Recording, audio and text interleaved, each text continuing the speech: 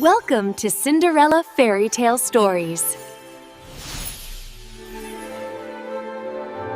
Cinderella اپنے محل کے باغ میں خوشی خوشی کام کر رہی تھی۔ اچانک موٹو اور کتلو وہاں پہنچ گئے جو راستہ بھٹک گئے تھے۔ موٹو بولا، ارے پتلو بھائی، یہ تو جادوئی باغ لگ رہا ہے۔ سنڈریلا نے مسکرا کر کہا، خوش آمدید دوستو، تم یہاں کیسے آئے ہو؟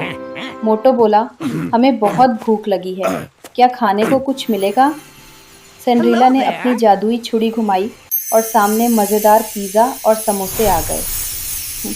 موٹو خوشی سے پیزا کھانے لگا اور پتلو بولا، آہستہ کھاؤ ورنہ بھاگنے کی طاقت نہیں بچے گی۔ اچانک ایک شرارتی جادوئی بادل آیا اور باغ پر اندھیرا چھا گیا۔ سنڈریلا نے کہا، اگر ہم سب مل کر ہمت دکھائیں تو یہ اندھیرا ختم ہو سکتا ہے۔ سب نے مل کر گانا گایا اور سنڈریلا نے چھڑی گھمائی۔ باغ میں روشنی پھیل گئی اور جادوئی بادل غائب ہو گیا۔ آخر میں سب ہنسنے لگے اور موٹو نے کہا، مزید پیزا بھی لے آؤ۔ Welcome to Cinderella Fairy Tale Stories.